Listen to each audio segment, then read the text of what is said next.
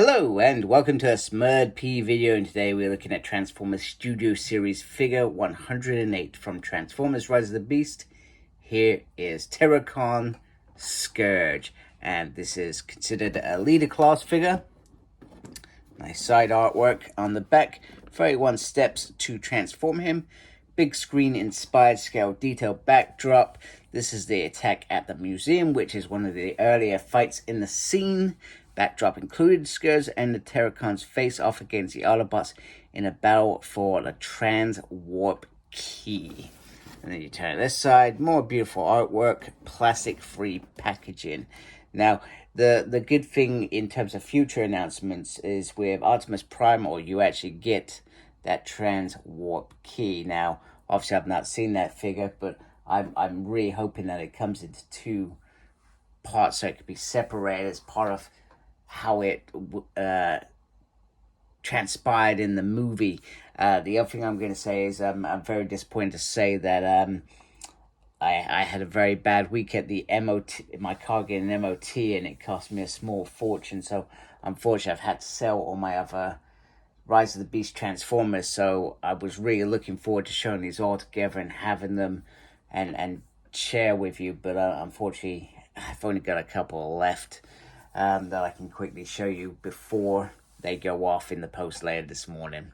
So very disappointed for myself being a reviewer and trying to show you everything. So without ado, let's have a look at Scourge.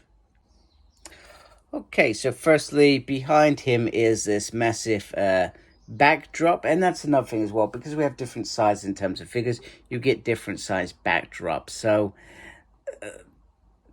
to me, they're almost irrelevant because you're not going to be able to put them together and create something amazing. For example, it would be great if they all had a little section, they created one big museum fight scene, for example, or the final fight scene near the volcano. That would be pretty cool. So let me just adjust my camera. So first of all, we've got, we got the old lead piping in there. So, and that glows, and you've also got this chest piece as well, like on the film, it's just sort of glowed there. I'm not gonna lie, I'm not a big fan of how Studio Series do weapons, and I think I felt this with Battletrap. He has these massive weapons attached to him, and I know that forms part of the art mode, but it would have been better if this weapon you could just take apart, etc. Instead, it's just sort of stuck on there. So whatever you do, you've got to take into account that there is this weapon on here. And I can't... Yeah, I was hoping I could bend that right back, because then you could just sort of get it under there. I mean, you can extend it like this, but it just feels really annoying from my perspective. I really dislike it. I'm not a fan of how that is sort of thrown in your face, because you can't get another scene going on there. He also has the great big claw, which I do like. And let me just... So let's have a closer look. Now, because of the lead pipe in it, I'm just going to adjust my light again. It's very difficult. I mean, that does look gorgeous, but it's very... And the bit underneath his mouth reminds me of Sauron off Lord of the Rings. It's very disappointing because it almost makes that head sculpt look dead, you know. It looks like a warrior from the medievals, where he's got like a little skull thing on there. Now, I have seen, I think, a couple of customs out there where they've managed to have a head underneath it. I can't remember that in the film. I haven't watched it. It's been almost, 3-4 months since that film came out, so I haven't watched it in a while. So I'm actually forgetting stuff. I'm actually kind of looking forward to it. I can watch it on Amazon Prime, but it involves me paying for it now, so I may do it. The arm, so sorry, I've just gone straight into articulation. Bonkers. The arm can go all the way around, can go up like so. There's a lot of movement there, which is quite nice. There's the usual single on the hand joint. On the arm joint, now, because of how this is, you've not got any movement on this really nice hand, which once again is very disappointing. He's got movement on the waist, not all the way like with most. Maybe that's because of the chest piece here, etc. Can't do the full splits. Got a swivel there. Yeah, it just ratchets up. He's got a little movement on the foot, not as much articulation as we've seen with other figures. So it's really cool. He does look good in terms of detail. I love the fact that he's got this sort of barbed wire sort of around him and chest piece. So, I mean, you can, if you bring that light in there, sort of highlights, etc., which I think is very cool. And I was trying to look for it because I think somebody said that he's got like the badges kept on him somewhere. You got some battle damage on the shoulders, which I really do like because he is a warrior. He goes around prepping planets for Unicron to devour. I mean, you know, just even the legs just look really nice all the way through.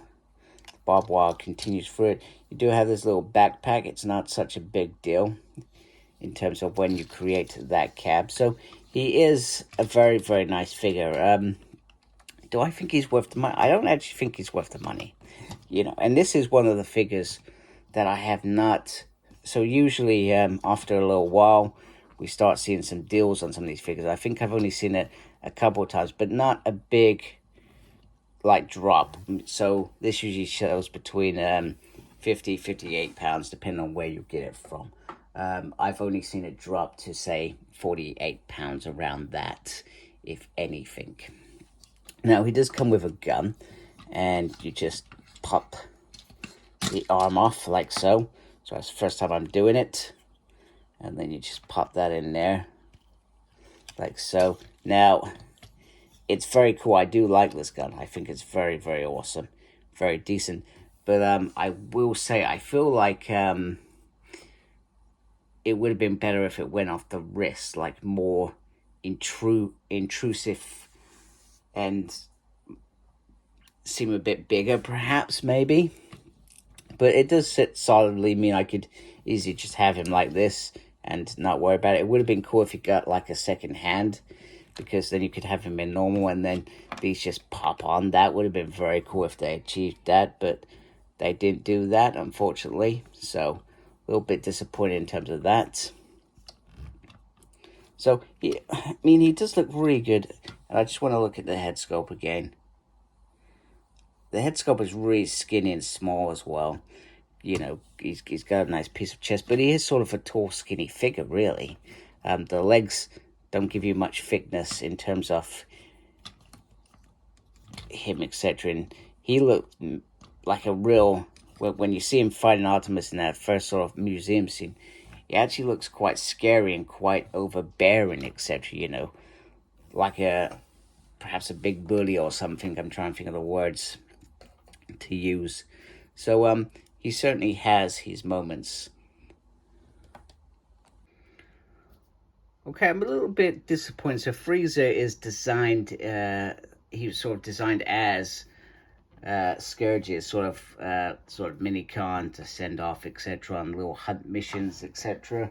And when he transforms into this AUP mode, not that I remember him using it in there, I was expecting it to fit quite nicely in there. Battle Trap holds him really well, but it doesn't, because this is such a big sort of hand. I mean, you do have this piece here, but it just doesn't drop in as well. Maybe I've just made that. In fact, sorry, I'm gonna take that all back because I've just figured out how to do it properly. The other cool thing that I just discovered, which I have to retract what I said earlier, is this does pop out off this piece here very carefully. And you can fold it up like that as well. That's how you just sit it there. So now I've got to give him kudos because this pops out, but it does have still that little extension under there, but it's not as bad. The other thing I just want to say, this is a thing of beauty. Just look at the sort of, you can tell it's been into battle, etc. I do like those sort of things when they're done properly. So I'm just going to retract all my statements the last 2 minutes, and let's just look at him with Bumblebee. Okay, and you can get him into a position to hold Bumblebee. I'm not going to lie, it's not perfect, etc. But you can get him holding him, etc. But do be careful, because you are putting strain on this arm and perhaps these lower things, etc. These claws, etc. So, but it's kind of cool that you can get him into a position where you can have Scourge holding a little bot at bay, etc. And you know, like I said, I really wanted to show him with Optimus Prime. I'm absolutely gutted that I've not been able to do that, because I was very excited for that moment. But hey, these things happen in life. So I'm going to transform him. We can see him in his AUT mode.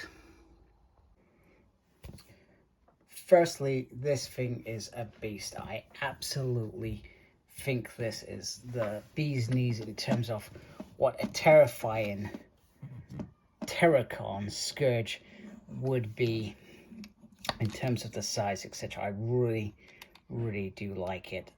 I think I may have missed. Oh, that rolls there. Sorry. I thought that I probably have, because I don't think that's meant to be up there like that. But I think I've miscalculated that transformation. One thing that I did want to do, which I was terrible in terms of robot mode, I mentioned about the collection of tokens, which is the maximal Autobots and various fractions, Sigmas, etc. So they've got them all there: Decepticons, Autobots, Terracons. There are some really, really nice ones there. Predacons, some other ones.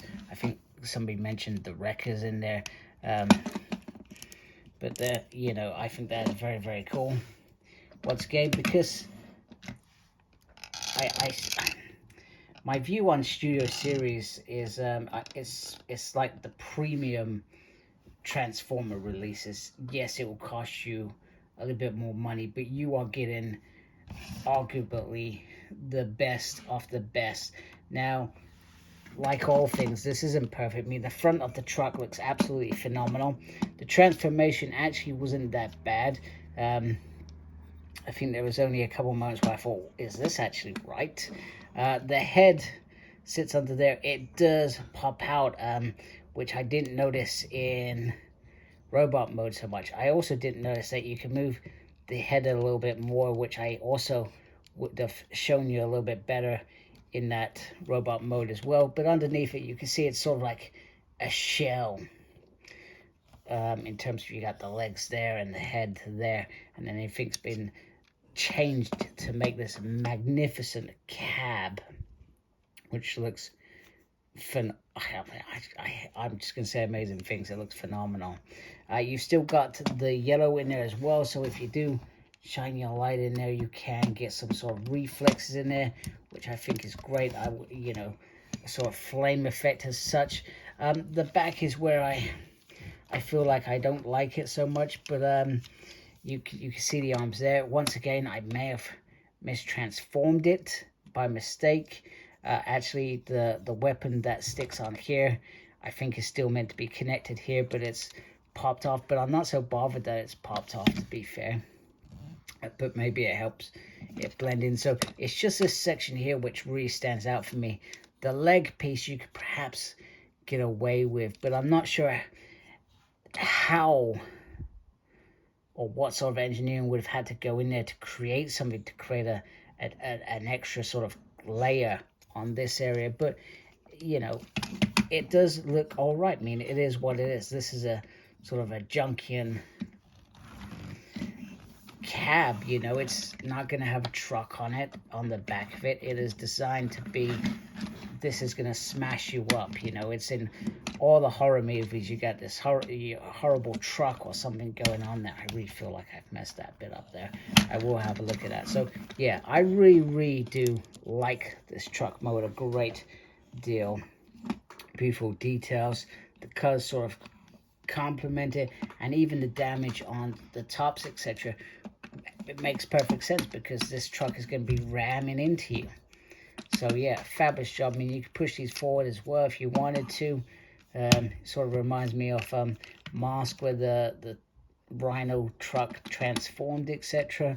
I just thought I'd point that out. So yeah, beautifully done.